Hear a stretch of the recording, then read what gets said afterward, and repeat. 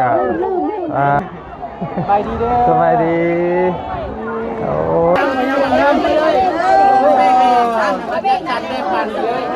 โอเคโดยโดย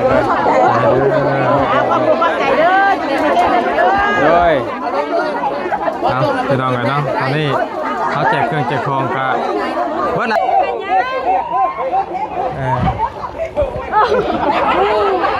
คักที่บ้านเมืองหมูเนาะคักเพื่อนเลย FC เพื่อนเนาะเอาแบบเจ้าได้เข้าไปเบิ้งยี่บ่พุ่นบ่ได้เข้าเลยเนาะในบ้านเนาะยังเล่มาแล้วก็พากันเพิ่นมาหับอยู่นี่เด้ตอนนี้ท่านทัศล้อมันทำเนาะทางกลับมันค่ำมันเป็นน้ำอีกแล้วจักมันที่ขึ้นทำไรมืดเนาะกับมันอันตรายแหละเนาะพี่น้องเลยตอนนั้นเสือชูรงชูชีพเขากับบ่ได้มีเลยพี่น้องเลยเนาะชมเชยนะชมเชยเอาเท่านั้นแหละพี่น้องเลยเนาะโดยทำมาเองกะดีมกดีใจเนาะที่ได้มาเมื่อนี้พี่น้องเลย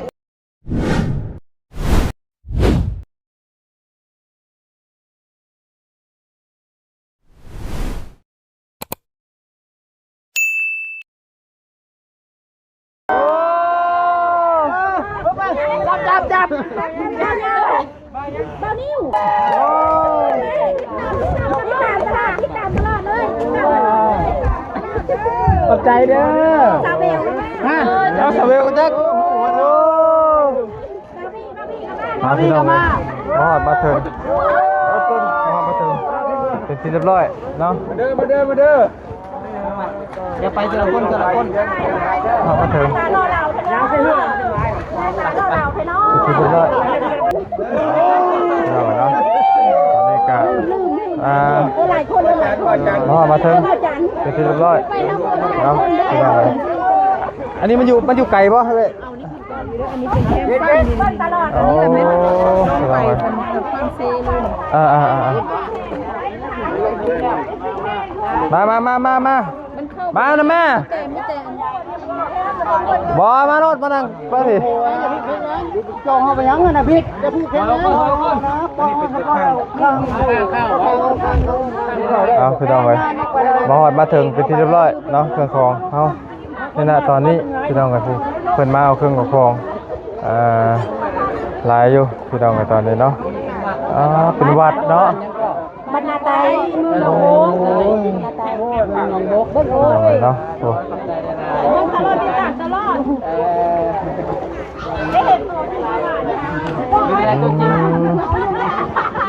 ได้เห็นนักอยู่เถอะมาดูกันเนาะทำมาถึงเลยเด้อพี่น้องเลยเนาะปั๊บบ่ได้ข้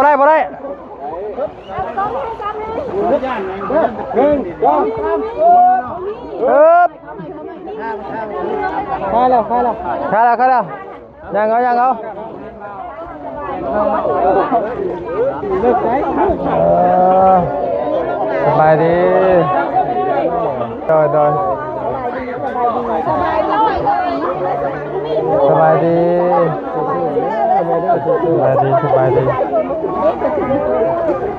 เย็นใช่ไงเห็นยังไงได้บ่เลิกได้อยู่บ่ได้อยู่บ่เอาแม่นะ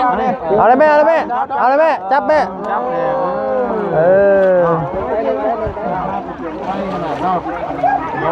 ครั้งแรกเลยเนาะล้นขนาดล้นใจเด้อยากกันใดก็ได้ช่วยมาช่วยกันมาฮึบ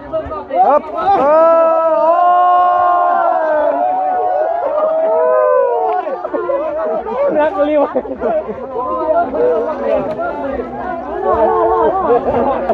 พี่น้องเอ้ยตุ๊ดอันนี้คนกำลังมาสบายดีเจ้ากะสบายดีคนกำลังมาเอาเครื่องเอาของพี่น้องเนาะโอ้มาเอากระซ้ำมาเอาสบายดีเด้อสบายดีโอ้ น้ำท่วมพี่น้องเนาะน้ำท่วมเบิดเลยพี่น้องเนาะโอ้น้ำท่วมบัดเลยพี่น้องเนาะถือว่าบ่เรือเลยแล้วนี่เนาะ ท่วมของแท้น้ำท่วมของแท้พี่น้องเนาะก็ แล้วเป็นผู้บ่าวคนหล่อจังกันคือดังแท้ผู้บ่าวนี่เนาะคือดังแท้ดูโทรศัพท์นะแล้วก็ได้ยินยุคต้องใส่สบู่โลดบ้านเฮาแล้วบัดนี้ โดย เนาะ โดยนี่ก็เป็นบรรยากาศที่น้องเนาะเป็นเก็บของวันนี้โอ้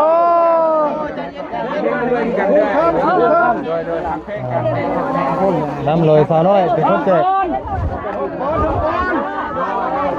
น้ำลอยสาวน้อยเป็นคนแจกที่น้องเนาะการเทิด FC ทุกคนครับกี้มาเล่นเครื่องเนาะเล่นกับเตี้ย มาเล่นเครื่องเนาะ กำลังใจนี่ บุญนี่ขบุญ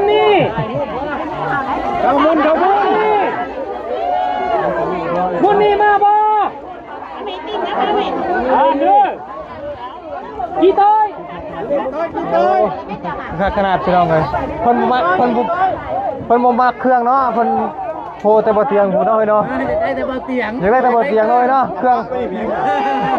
เอาไว้ดิบ่บอกเมื่อกี้นั่นแหละคักแท้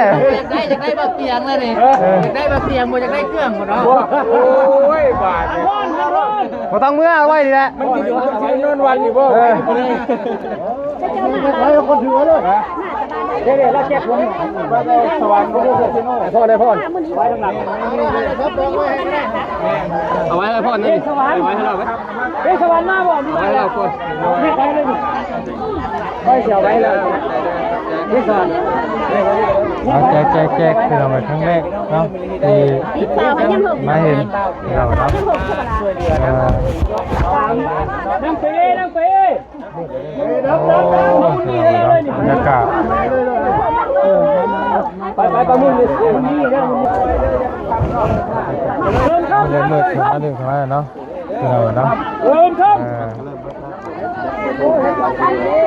ยังไม่เห็นมาทางกว้างต่อไปตามยังการเลย หลังคาเรื่องพี่น้องเนาะ มีคุณหน้า พี่น้องเนาะ ไปทางไหนกันบ้าง เอาบรรยากาศการเจ๊แซวเลยพี่น้องเด้อ เลยตื่นเลย ไปพี่น้องไปทางมอยาวอีกจะเบรกแนวมาเบิ่งทางหมู่บ้านทุกคนพี่น้องเนาะเป็นอะไรเนาะอันนี้จะเป็นวัดพี่น้องเนาะโอ้ถ่วมบัที่น้ำถ่วมเบิ่งน้ำถ่วมฮอดใส่เบิ่งพี่น้องสิไปเบิ่งก่อนพี่น้องเนาะทำขัดถ่วมเลยพี่น้องเอ้ย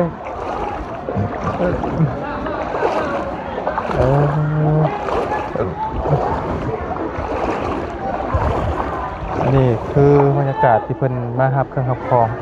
พี่น้องเนาะแต่ว่าทางมันเอาจะออกมาเอกแนวนึงพี่น้องเนาะก็คือเอามาเบิ่งหมู่บ้านเพิ่นก่อนว่าเป็นอะไรแบบใดเนาะโอ้ยสบายดีเด้อแม่เด้อสบายดีใช้มันท่วมฮอดใช้อันนี้สบายดีรอเบิ่งน้ำแน่ลูกเอ้ยโทรบ้านโทรเพิ่นใกล้ทางเหนือบ่ได้ชีวิตนี่จนในนี้แล้วมันห่างทางเหนือกัดโยว่าสักคนรู้ญาติน้ำเกือบมีวิทย์พุ่นแล้วแล้วมันฮอดใช้น้ำนี่ฮอดใช้นี่ชุดบ้านชุดเมืองสามทางไปเลยประตูอันนี้ประตูโคงโอ้น้ำมันลดแล้วเนาะอันนี้น้ำมันลดแล้วบ่เนาะเอาหักกันมาคือกันขันไว้ก่อนเนาะพวกขันไว้ไม่ได้พวกขันไว้ซะก่อนนี่เป็นมาเอาเครื่องเอาคองอันน้ำฮอดไซส์นี่ไงกูแหล่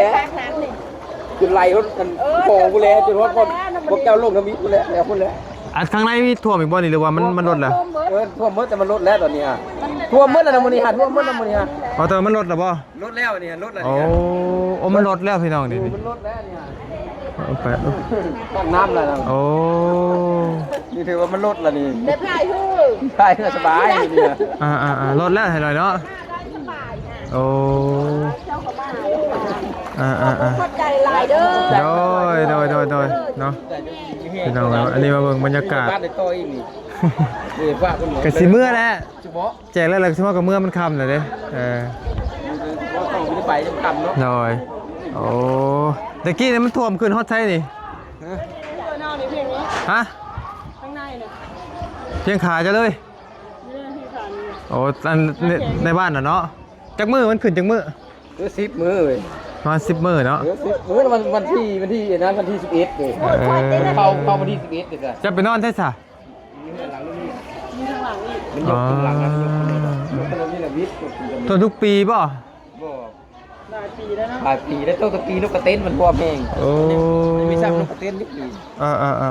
เพราะว่ามันจะมีนวดนะ โหดไล่พี่น้องกันเนาะ ท่วมยาว ได้ไป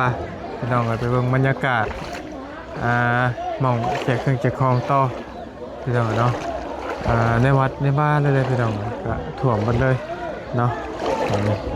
โอ้เกินไปพี่น้องกันเนาะทำถ่วม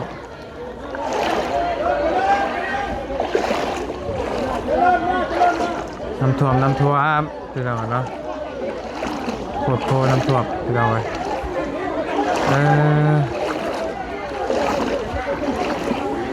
ครับแต่มันลดแล้วพี่ชายมาบรรยากาศต่อพี่น้องเนาะมาบรรยากาศ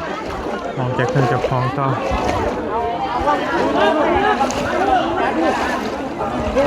สิบเบิดจะบอกแจกง่ายถ้าแจกง่าย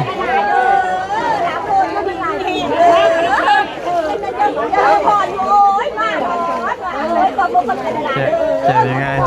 เนาะ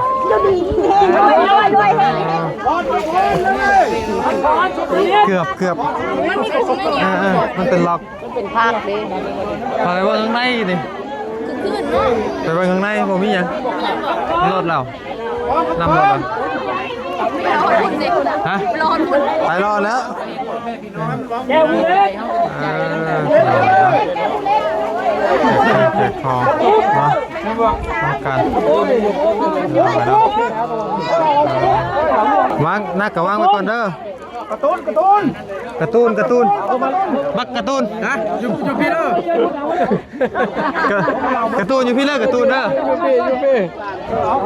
ของมันเจอพุทธจ้าคนละข้างเลยสู้คนละข้างเลยเนาะนี่เพื่อนกะเอาไว้สักแจกของจนเมื่อยน้องเลยน้องวี่จะถึงบ่ได้กดเลยฮะนึกว่าเพื่อนจีน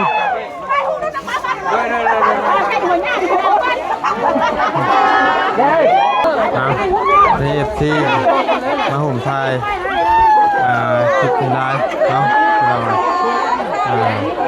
แจกเครื่องแจกของแล้วทั้งหมู่เฮากะสภากันพากันหลอกเมื่อ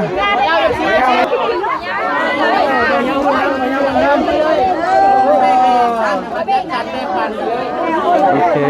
โดยเ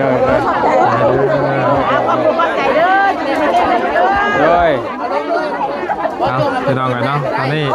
เขาแจกเครื่องแจกของกะเบิดละครบนะครบละครบทีอันนี้มันเหลือครับเมื่อสมมติว่าเมื่อไรปลาไปอยู่เลยไม่ต้องลงปลาไปอยู่เลยปลาไปอยู่เลยไม่ต้องลงปลาไปอยู่เลยไปนี่โทษยึดไปกับตัวเลยมา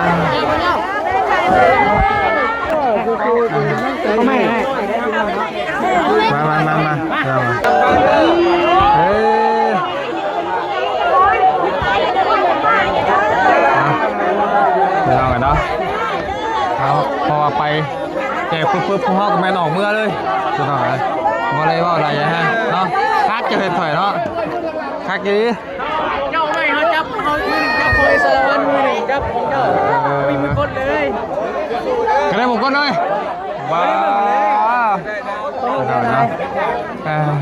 เอาขอให้โชคดีเด้อ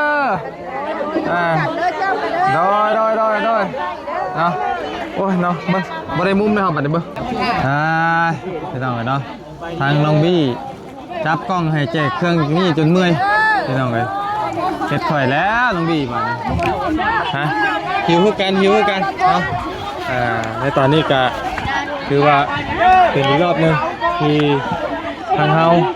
มาแจกเนาะน้องโบมาครั้งแรกพี่น้องเลยเนาะเคยกับมาครั้งแรกคือกันพี่น้องเลยเป็นอะไรเนาะตอนนี้คือขึ้นในการในการแจกเครื่องแจกของพี่น้องเลยอันนี้คนคัดอยู่นี่บ่ผู้หนึ่งนี่เบาไอชีมันได้ไอก็ออกไปเดี๋ยวคนมาไอก็ไปละเนี่ยหนังเมาก็ได้เอากล้องเอานี่จับเด็กมาดิมาหนังกันมาลงมาหนังพี่จังหน่อยเดี๋ยวเพิ่นมาเลยไอ้จังทีครับพ่อบาดพอจีครับเองเราเลยโอ้โหเถื่อนได้คักเลยจะเห็น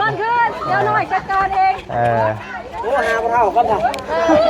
โทรหาลูกหาเมียเด้อเมียมาน้ำอยู่เป็นยัง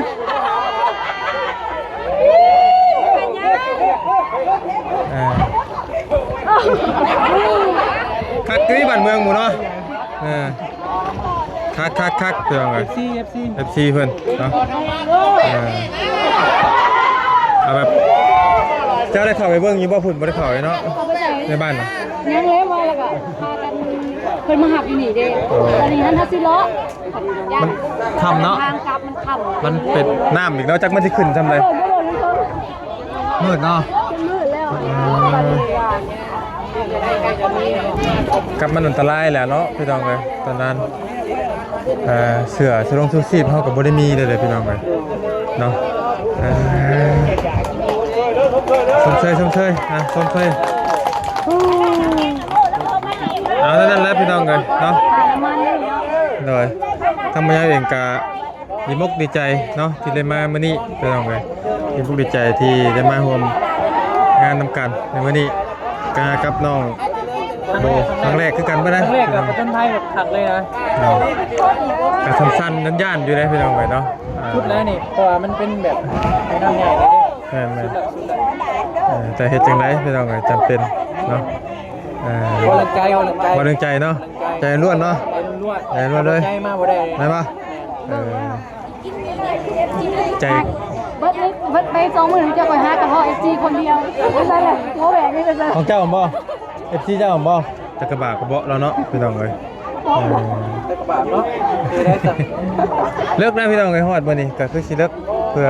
ออกบ้านหลังนี้เนาะพี่น้องไปบ้านดอกบ่ที่มันค่ำนะมันค่ำแล้วก็เบิ่งตัวจริงเนาะเบิ่งตัวจริงอีกพี่น้องเนาะอีกรอบนึงไปเบิ่งน้ำกันว่าสิพากันตะลุยฮอดใส่พี่น้องกันเนาะ